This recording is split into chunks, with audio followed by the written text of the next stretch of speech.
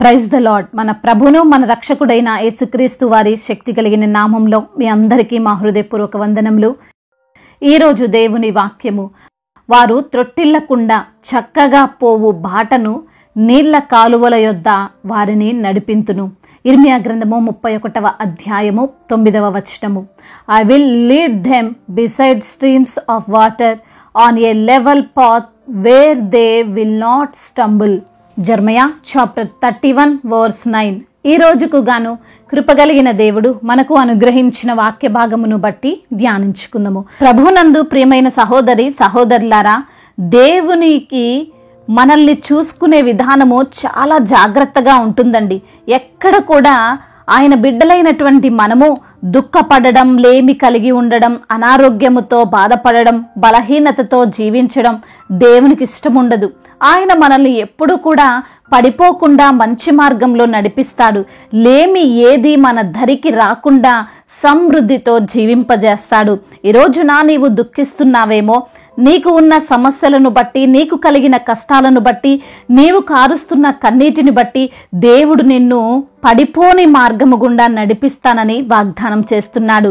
దుఃఖిస్తున్న మీరు ధన్యులు, మీరు ఓదార్చబడుదురు అని వాక్య భాగం సెలవిస్తుంది. నీ దుఃఖము ఈ రోజున ఎప్పటికీ నీతోనే ఉండిపోతుందని అనుకోకు.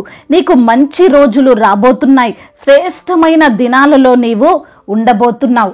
ఈ ప్రపంచంలో జీవిస్తున్న వారు పడిపోతూ ఉంటారు కదండి. వారి మార్గాలు అనేవి కూడా చక్కగా ఉండవు. అనగా వారి యొక్క ఆలోచనలు కావచ్చు, వారి పనులు కావచ్చు, వారి వ్యాపారాలు కావచ్చు, ఇతరులకు హాని కలిగించేవిగా, బాధ పెట్టేవిగా ఉంటాయి.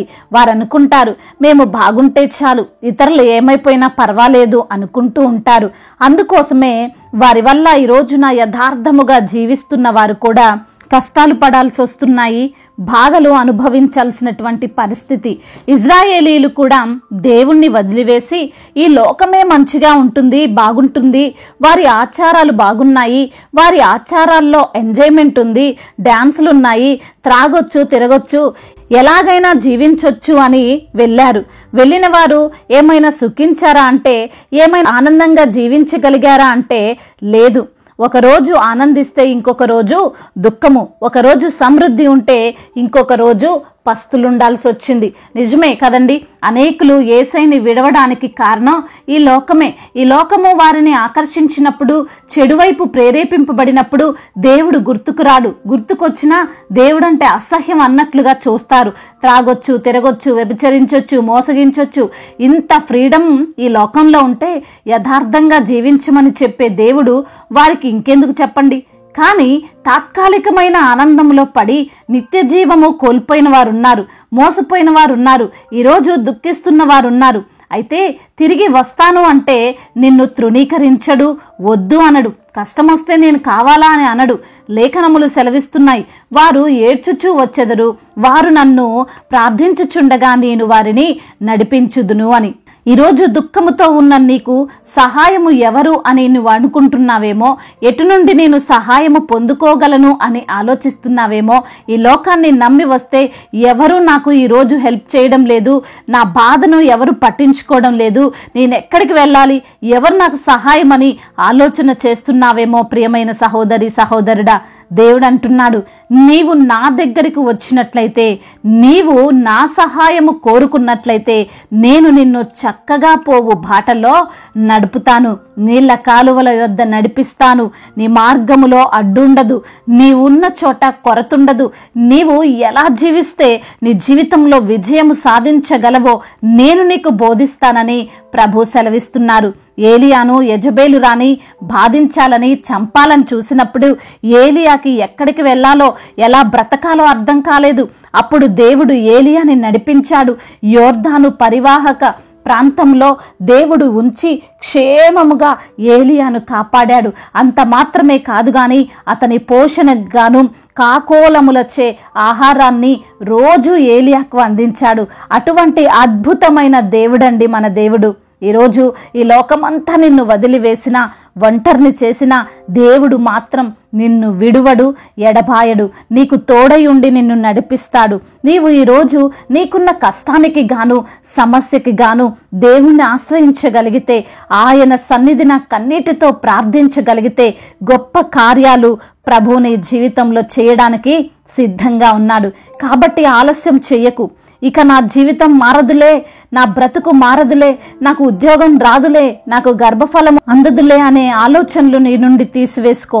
ప్రభు సన్నిధిన కాలుమోపు. ఆయన నీకు నిత్య సహాయకుడు, నమ్మదగిన దేవుడు అని గ్రహించు.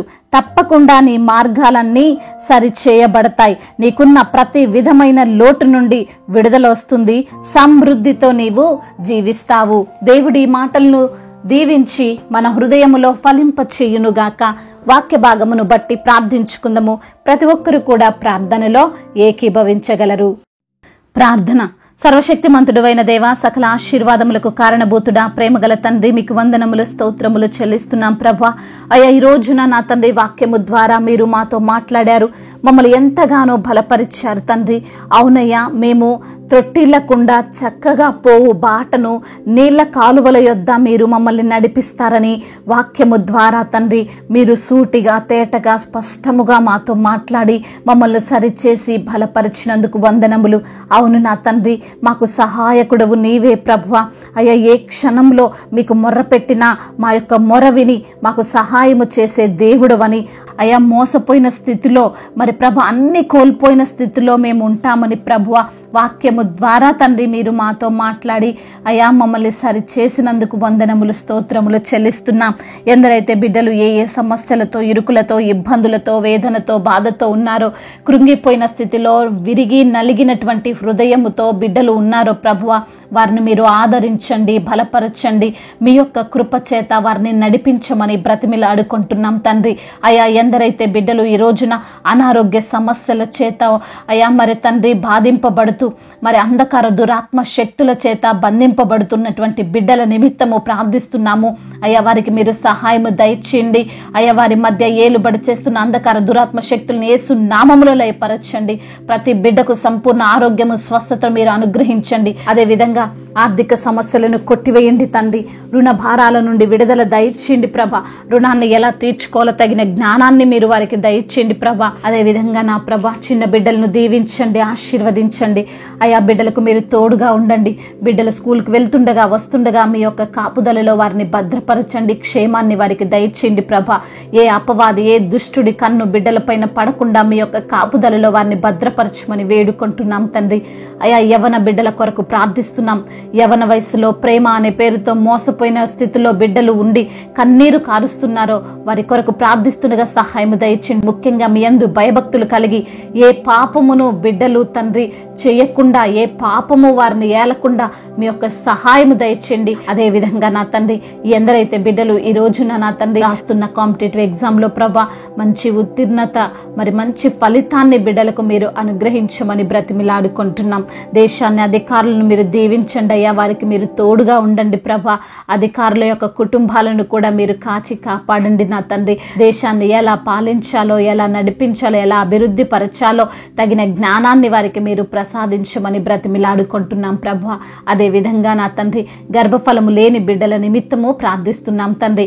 వారు ఎన్నో హాస్పిటల్ తిరిగినప్పటికీ నా తండ్రి ఫలితము లేక మరి ప్రభా ఏమి చేయాలో దిక్కు తోచని స్థితిలో ఉండి ప్రభా మీకు మొరపెడుతున్నట్లయితే వారి యొక్క మొరను మీరు ఆలకించండి.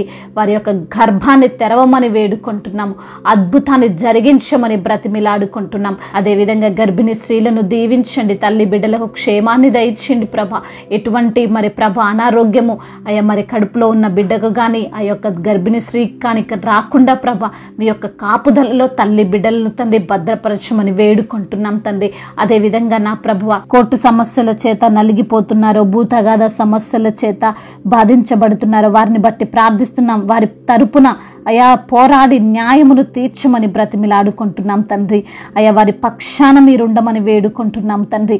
అయా దైవజనుల కుటుంబాలను దీవించండి, వారికి ఇచ్చినటువంటి సంఘాన్ని విస్తరింపచేయండి ప్రభ. అనేకులు ప్రభ మరి రక్షింపబడి సంఘములో చేర్చబడినట్లుగా కృపను అనుగ్రహించమని వేడుకుంటున్నాం. అయా సొంత గృహము లేని బిడ్డలకు సొంత గృహాన్ని దయచేయండి ప్రభ.